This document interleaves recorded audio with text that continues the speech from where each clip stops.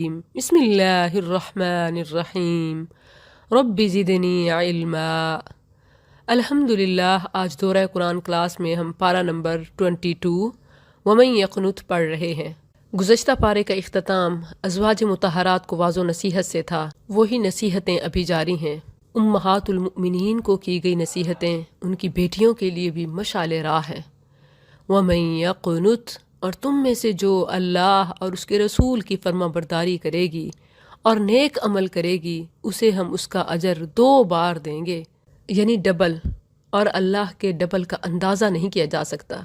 جس قدر نیت میں، عمل میں خلوص ہوگا، اللہ دگنا چگنا کرتا جائے گا۔ وَأَعْتَدْنَا لَهَا رِزْقًا كَرِيمًا، اور ہم نے اس کے لیے باعزت رزق تیار کر رکھا ہے۔ یہ رزقاً کریم جنت تو ہے ہی، مگر دنیا میں بھی رزق کریم کی بشارت ہے۔ جیسا کہ ازواج مطہرات کو خیبر کی فتح کے بعد ان کے خمس میں سے جو حصہ ملنے لگا، ہر بیوی کو تقریباً 240 من کھجوریں اور 60 من جو ملا کرتے تھے۔ یہ وظیفہ رسول اللہ صلی اللہ علیہ وسلم کی وفات کے بعد بھی جاری رہا۔ یہ الگ بات ہے کہ امہات رسول اللہ کی تربیت کے نتیجے میں سب اللہ کی راہ میں خرچ کر دیا کرتیں۔ اس میں ہم بیٹیوں کے لیے بھی بڑی رہنمائی ہے کہ دین میں آنے سے دنیا ختم نہیں ہو جاتی، بلکہ دنیا میں جو رزق ملنا ہوتا ہے قسمت کا، وہ رزق کریم کی صورت میں ملتا ہے، یعنی عزت کے ساتھ۔ کیونکہ دنیا کے طریقوں سے لیں گے تو ذلیل ہی ہو کے رہ جائیں گے، اور اگر رب کے طریقے سے دین کے ساتھ لیں گے تو وہ رزق کریم ہو جائے گا، باعزت رزق۔ یا نساء النبی، اے نبی کی بیویو، لستن کاحد من النساء، تم عورتوں میں سے کسی ایک عورت جیسی نہیں ہو۔ اگر تقوی اختیار کرو تو بات کرنے میں نرمی نہ کرو۔ عام طور پر اس آیت کی روشنی میں اور ایک عمومی طور پر یہ تاثر اسلام کے ساتھ جوڑ دیا گیا ہے کہ عورت کی تو آواز بھی عورت ہے، یعنی پردہ ہے۔ یہ بالکل غلط ہے۔ جس آواز سے منع کیا گیا ہے وہ نرمی کی آواز ہے، وہ بے حیائی کی آواز ہے۔ اور یاد رہیں، بے حیائی کی آواز عورت تو کیا، مرد کے لیے بھی ممنوع ہے، جبکہ قول معروف کی اجازت ہے۔ وَقُلْنَا قَوْلًا مَعْرُوفًا، اور وہ بات کہو جو اچھی ہو۔ عورتوں کو نرم بات سے خاص پرہیز اس لیے ہے کیونکہ عورت کی نرم بات کا غلط مطلب آسانی سے لیا جاتا ہے۔ اسی لیے فرمایا فَيَطْمَعَ الَّذِي فِي قَلْبِهِ مَرَضٌ، کہ جس کے دل میں بیماری ہے طمع کر بیٹھے، یعنی کوئی نرم بات کا غلط مطلب لے، اسی لیے بات 2 ٹوک کلیئر اور معروف ہی ہو، یعنی درست، ضرورت کی حد تک اور اچھی بات۔ اور واضح نصیحت تقاریر پر جو عام طور پر اعتراض کیا جاتا ہے، اگر وہ قول معروف نہیں ہے تو پھر خود ہی فیصلہ کیجئے کہ وہ کیا ہے۔ دین کی بات تو قول معروف میں نمبر 1 ہے، تو اس سے پتہ چلتا ہے کہ قول معروف کی تو اجازت ہے۔ فرمایا وَقُلْنَا قَوْلًا مَعْرُوفًا، اور مزید آگے واضح الفاظ میں وَاذْكُرْنَا میں بھی اجازت ملتی ہے۔ وَقَرْنَ فِي بُيُوتِكُنَّ، اور اپنے گھروں میں ٹکی رہو۔ اب اس کا بھی یہ مطلب نہیں ہے کہ عورت کا باہر نکلنا حرام ہے، بلکہ ضرورت میں اور پردے کے ساتھ بالکل جائز ہے۔ یہ غیر ضروری اور بلا پردہ یوں نکلنا حرام ہے۔ وَقَرْنَ فِي بُيُوتِكُنَّ، اور اپنے گھروں میں ٹکی رہو۔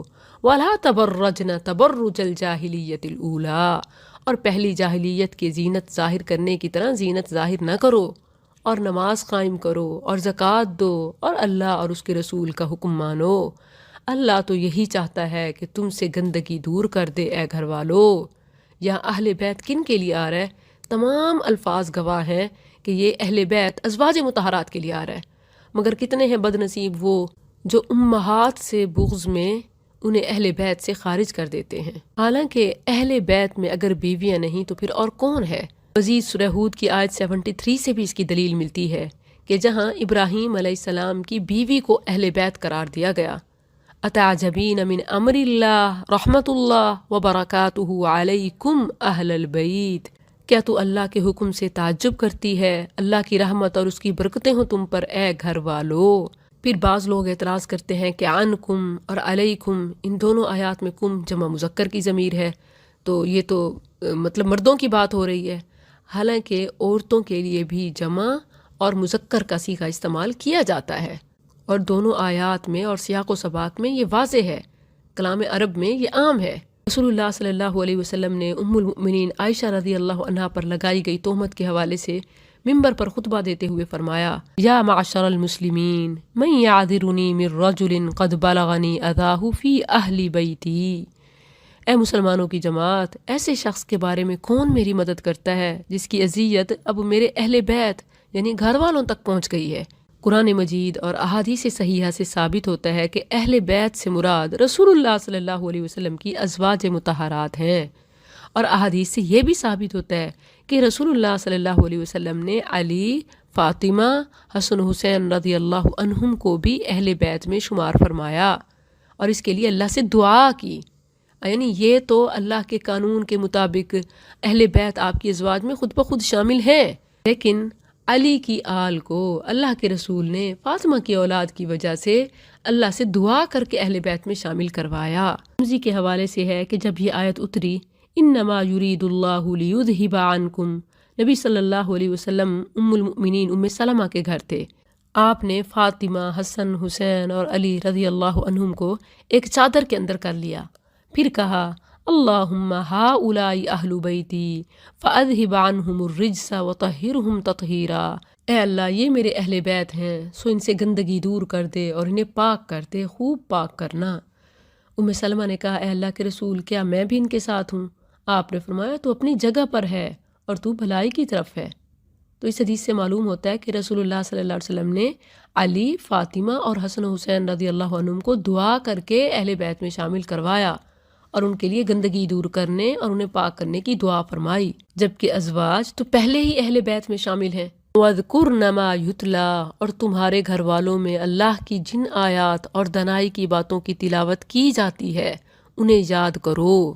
یہ وَاذْكُرْن یہ جمع مؤنث کا صیغہ ہے، حکم دیا جا رہا ہے خواتین کو، امہات کے ذریعے سے بنات کو بھی، مسلمان بیٹیوں کو بھی، عورتوں کے لیے بھی یہ تاکید ہے کہ دین کا علم حاصل کرو، یاد کرو، سمجھو، سیکھو اور سکھاؤ. اور اگر سکھانے میں آواز کو نکال دیا جائے کہ عورت کی آواز پردہ ہے، بتائیے پھر عمل کیسے ممکن ہے، خاص طور پر اس وقت جب کمیونیکیشن کا ذریعہ آواز تھی. اذکرنا میں یہ حکم ہے کہ دینی تعلیم سیکھو اور سکھاؤ، اور خطاب امہات کے ساتھ تمام مسلمات کو ہے. تو پھر یہ کہنا کہ عورتیں تقریر نہیں کر سکتیں، عورتیں بات نہیں سمجھا سکتیں، عورتوں کے لیے پابندی ہے، یہ بالکل دقیانوسی ہے، یہ فیبریکیٹڈ ہے، اسے خواہ مخواہ اسلام سے جوڑ دیا گیا ہے. اسلامک ٹچ مذہب کا چورن بنا کر مارکیٹ میں بیچا جاتا ہے. عورت کی آواز کا کوئی پردہ نہیں ہے، ہاں البتہ بے حیائی کی آواز کا پردہ ہے.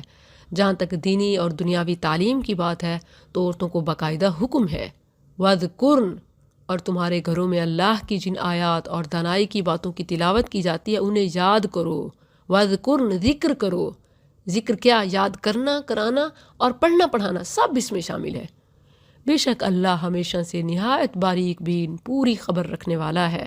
اب مزید آگے کی آیت میں اسلام نے جینڈر ڈسکریمنیشن کی، صنفی امتیاز کی، جنسی تفریق کی تردید کر دی، بلکہ ایکویلٹی کا جو درس دیا وہ عام ہے کہ ایز اے مسلم مرد عورت برابر ہیں. البتہ ڈیوٹیز، فرائض سب کے لیے الگ الگ ہیں. یعنی یوں نہیں کہ مردوں عورتوں کو ایک ہی حکم دیا، بلکہ بعض معاملات میں دونوں کو برابر رکھا اور بعض احکامات میں دونوں کو الگ الگ کیا. یعنی مردوں کا کام مردوں کے ذمہ لگایا، عورتوں کا کام عورتوں کے ذمہ لگایا. عورت مرد کا کام نہیں کر سکتی اور مرد عورت کی جگہ نہیں لے سکتا. یہ دونوں کی الگ الگ پہچان ہے، الگ الگ خصوصیات ہیں. یہاں پر برابر کرنا یا ہر لحاظ سے عورت اور مرد کو زبردستی اکٹھا باندھنا، یہ دونوں پر زیادتی ہے. ان المسلمین والمسلمات، بے شک مسلم مرد اور مسلم عورتیں، اور مومن مرد اور مومن عورتیں، اور فرما بردار مرد اور فرما بردار عورتیں، اور سچے مرد اور سچی عورتیں، اور صبر کرنے والے مرد اور صبر کرنے والی عورتیں، اور عاجزی کرنے والے مرد اور عاجزی کرنے والی عورتیں، اور صدقہ دینے والے مرد اور صدقہ دینے والی عورتیں، اور روزہ رکھنے والے مرد اور روزہ رکھنے والی عورتیں، اور اپنی شرمگاہوں کی حفاظت کرنے والے مرد اور حفاظت کرنے والی عورتیں، اور اللہ کا بہت ذکر کرنے والے مرد اور ذکر کرنے والی عورتیں. اعد اللہ لہم مغفرۃ واجرا عظیما، ان کے لیے اللہ نے بڑی بخشش اور بہت بڑا اجر تیار کر رکھا ہے. تو اس میں اصل کام کیا ہے؟ سچائی، صدقہ، صبر، روزہ، یہ اصل اعمال ہیں. جو بھی یہ کرے گا وہ اللہ کے ہاں مغفرت اور اجر عظیم پائے گا. اسی طرح حفاظت فروج، یہ مردوں عورتوں دونوں کے لیے برابر ہے، یعنی جیسے عزتوں کی شرمگاہوں کی حفاظت کرنا عورتوں کے لیے لازم ہے، ویسے ہی مردوں کے لیے۔ انفارچونیٹلی ہمارے ہاں اسلامی معاشرے میں بھی عورتوں کی اگر کوئی غلطی ہو جائے تو وہ تو بے عزتی، عزتوں کی نیلامی، عزتوں کا جنازہ شمار کیا جاتا ہے، لیکن مردوں سے جو بھی ہو جائے، جتنا بھی ہو جائے، مرد ہے تو کوئی گالی نہیں، کوئی عیب نہیں۔ اسلام میں ایسا کچھ نہیں ہے، بلکہ مردوں کا ذکر ہی پہلے ہے۔ حفاظت فروج مرد پر زیادہ لازم ہے، حافظین پہلے ہے پھر حافظات ہے۔ اسلام میں مرد ہونے کی بنا پر کوئی چھوٹ نہیں ہے، نہ ہی عورت ہونے کی بنا پر لیڈیز فرسٹ، بلکہ اسلام میں عمل میں دونوں کو برابر رکھا اور اجر میں بھی برابر رکھا۔ وَمَا كَانَ لِمُؤْمِنٍ وَلَا مُؤْمِنَةٍ، اور کبھی بھی نہ کسی مومن مرد کا حق ہے اور نہ کسی مومن عورت کا کہ جب اللہ اور اس کا رسول کسی معاملے کا فیصلہ کر دے کہ ان کے لیے ان کے معاملے میں اختیار ہو، اور جو کوئی اللہ اور اس کے رسول کی نافرمانی کرے سو یقیناً وہ گمراہ ہو گیا، واضح گمراہ ہونا۔ یہ آیت تمام احکام کے لیے عام ہے کہ اللہ اور اس کا رسول جب کسی چیز کا فیصلہ فرما دیں، قرآن و حدیث میں کوئی حکم آ جائے تو کسی کے پاس عورت ہو یا مرد ماننے یا نہ ماننے کا کوئی اختیار باقی نہیں رہتا، بلکہ اگر کوئی شریعت کے مقابلے میں کسی قیاس، رائے یا قول اقوال کی کوئی بات کرے گا، فقہ یا امام کو پیش کرے گا تو وہ شریعت سے دور ہو جائے گا۔ فَقَدْ ضَلَّ ضَلَالًا مُبِينًا وَإِذْ تَقُولُ لِلَّذِي، اور جب تو اس شخص سے جس پر اللہ نے انعام کیا اور جس پر تو نے انعام کیا کہہ رہا تھا کہ اپنی بیوی اپنے پاس روک کے رکھ اور اللہ سے ڈر، اور تو اپنے دل میں وہ بات چھپاتا تھا جسے اللہ ظاہر کرنے والا تھا، اور تو لوگوں سے ڈرتا تھا، حالانکہ اللہ زیادہ حقدار ہے کہ تو اس سے ڈرے۔ پھر جب زید نے اس سے اپنی حاجت پوری کر لی تو ہم نے تجھ سے اس کا نکاح کر دیا تاکہ مومنوں پر اپنے منہ بولے بیٹوں کی بیویوں کے بارے میں کوئی تنگی نہ ہو جب وہ ان سے حاجت پوری کر چکیں، اور اللہ کا حکم پورا کیا جانے والا تھا۔ سورت کے شروع میں ایک جاہلانہ رواج کا رد تھا کہ منہ بولے بیٹے حقیقی بیٹے شمار ہوتے۔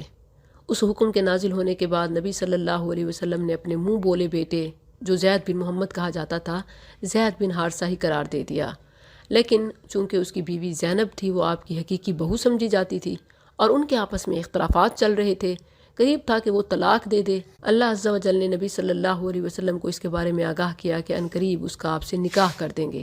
یہ نکاح اللہ کے حکم سے تھا۔ اب رسول اللہ صلی اللہ علیہ وسلم اس بات کو اعلان کرنے بتانے سے گریز کر رہے تھے، جس کا اس آیت میں اشارہ ہے کہ تو دل میں ایک بات رکھے ہوئے ہے لیکن اللہ کا امر تو ہو کے رہے گا، یعنی لوگوں کو اچھی طرح یہ معلوم ہو جائے کہ جیسے منہ بولے بیٹے حقیقی بیٹے نہیں ہوتے، ایسے ہی ان کی بیویاں حقیقی بہویں نہیں ہوتیں، اور رسول اللہ صلی اللہ علیہ وسلم کے عمل سے لوگوں کے دلوں میں ہر طرح کی ہچکچاہٹ کو، ہیزیٹیشن کو ختم کر دیا جائے۔ ما کان علی النبی، نبی پر اس کام میں کبھی کوئی تنگی نہیں جو اللہ نے اس کے لیے فرض کر دیا، یہی اللہ کا طریقہ ہے ان لوگوں میں جو پہلے گزرے، اور اللہ کا حکم ہمیشہ سے اندازے کے مطابق ہے جو طے کیا ہوا ہے۔ الذین یبلغون، وہ لوگ جو اللہ کے پیغامات پہنچاتے ہیں اور اس سے ڈرتے ہیں اور اللہ کے سوا کسی سے نہیں ڈرتے۔ وَكَفَى بِاللَّهِ حَسِيبًا، اور اللہ کافی ہے حساب لینے والا۔ نبی بھی